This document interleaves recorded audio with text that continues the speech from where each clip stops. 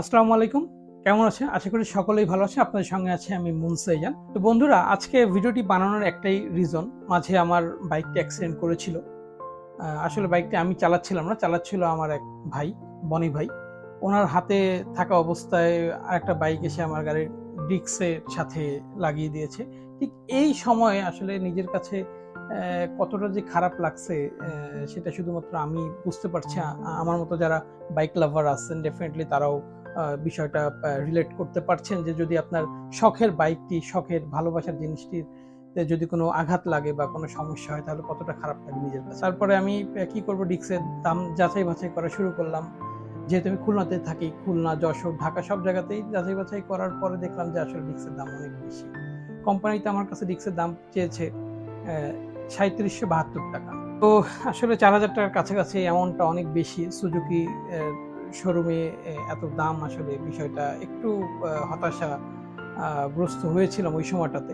তো তারপরে নিজেকে আসলে বোঝানোর পরে যে চাইলাম যে দেখি তারপর আরো কিছু অন্যান্য সব যেগুলো আছে অরিজিনাল প্রোডাক্টটা দরকার। যেহেতু একটা ডিস্ক দরকার, ডিস্কে এসে বাইকটা লেগে গেছে।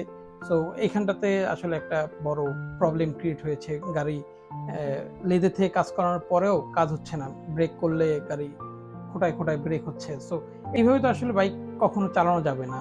এতে যেহেতু ব্রেকের একটা বিষয় এবং সামনের চাকার ব্রেক, দ্যাটস ওয়াই খুবই ইম্পর্টেন্ট একটা ম্যাটার।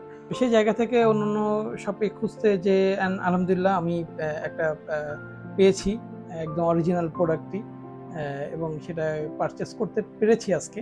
ইনশাল্লাহ খুব ভালো লাগছে। তো চলুন সেটা আপনাদেরকে দেখাই যে অরিজিনাল কিভাবে চিনবেন এবং জিনিসটা কতটা সঠিক আছে। আমার হচ্ছে সুজুকি মনোটন বাইক। তো সুজুকি জিক্সার মনোটন। তো এই জিক্সার মনোটনের এই বিষয়টা, এই প্যাকেটটা থাকবে এরকম, জাস্ট এই যে এই লোগোগুলো অরিজিনালি থাকবে। এখানে লেখা আছে হচ্ছে এসজিপি সুজুকি জেনুইন পার্টস। এই স্টিকারটা দেখে নেবে এবং পাশে যে এই যে বারকোড স্ক্যানারটা আছে, এই স্ক্যানারটা দিয়ে স্ক্যান করে ডেফিনেটলি দেখবেন যে এটা জেনুইন পার্টস কিনা। এখান থেকে এটা দেখা সুযোগ আছে। এটা ইন্ডিয়াতে এমআরপি হচ্ছে ২৩০৭ টাকা। তো সেই ভ্যাট ট্যাক্স নিয়ে বাংলাদেশি টাকার আমি যেখান থেকে নিয়েছি ৩,০৫০ টাকাতে নিয়েছি। তো এখন আসলে কিছু করার নাই, যেহেতু বাইকে ফ্রন্ট ডিস্ক, এটাতে প্রবলেম হলে আসলে বাইক চালানো অনেক কষ্টকর হয়ে যায় এবং অনেক একটা নিজের কাছে অনেক ভয় লাগে যে ব্রেক করছি সঠিকভাবে হচ্ছে না। নতুন অবস্থা থেকে ৪০,০০০ কিলো পর্যন্ত চালানো যায় নতুন ডিস্ক, যদি নতুন বাইক হয়। তো আমার বাইকটা ৪০,০০০-এর উপরে চলছে। সো এই সময় ডিস্ক পরিবর্তন করার সময় এমনি চলে এসেছে। তো সবকিছু মিলায় আসলে আমি চাইলাম যে একটা নতুন ডিস্কই কিনি। চলুন এটা আনবক্স করে দেখি কি আছে এটার ভিতরে। প্যাকেটের ভিতরে থাকবে হচ্ছে disc. Definitely this is genuine parts, genuine product Suzuki জিক্সারের। তো এখানে লেখা আছে 3.5 mm। ক্যামেরায় কতটুকু দেখা যাচ্ছে 3.5 mm। তো এই 3.5 mm ডেফিনেটলি এটা দরকার একটা বাইকের।